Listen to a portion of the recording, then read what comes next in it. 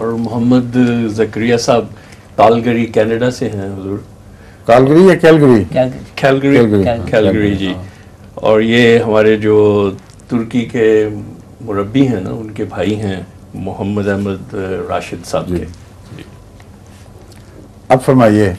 तो मेरा सवाल है कि अल्लाह ताला ने कुरान करीम में की सूरह अल-सजदा की आयत 5 में फरमाया कि अल्लाह वो है जिसने आसमानों और ज़मीन को और जो कुछ उनके दोनों के दरमियान है इस सब को 6 वक्तों में पैदा किया, जबकि सूरह हामीम अल-सजदा की आयत 10-13 में ये तादाद 6 हफ्तों में नहीं 6 वक्तों में पैदा किया, मगर सूरह हामीम अल-सजदा की आयत 10-13 में ये तादाद 8 बनती है।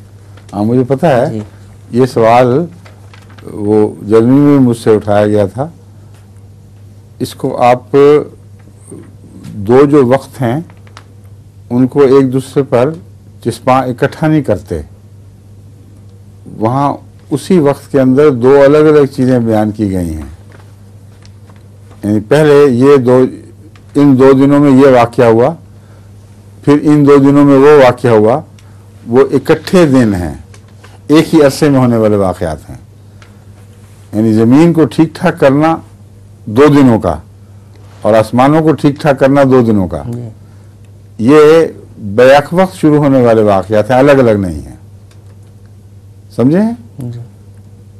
अगर ये करें तो पूरे 6 रह जाते हैं बाकी।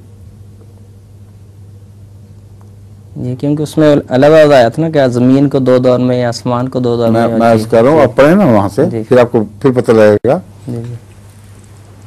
ये जो मज़मून है बिल्कुल वाज़ेह है, इसमें कोई भी शक की बात नहीं कि वही 2 दिन तरतीब के लिहाज से अलग अलग बयान हुए हैं कि उन 2 दिनों में यहाँ ये हो रहा था और वहाँ वो हो रहा था।